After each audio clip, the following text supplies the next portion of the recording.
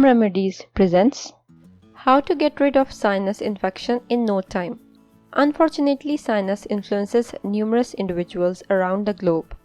Sinus infections happen when fluid builds up in the air-filled pockets in the face, sinuses, which allows germs to grow. When you get a sinus infection, making the miracle infection clearer is easy. Let's see how to make it. Ingredients: water ½ cup, apple cider vinegar ¼ cup, honey 1 tablespoon, cayenne pepper 1 teaspoon, juice of quarter lemon.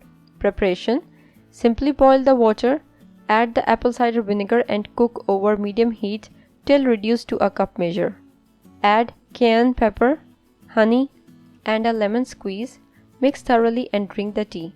Drink it while it's hot. You should drink it every day to wipe out the sinus infection.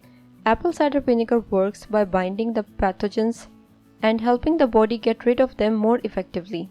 The cider contains vitamins, minerals, antioxidants, and malic acids that can target blockages.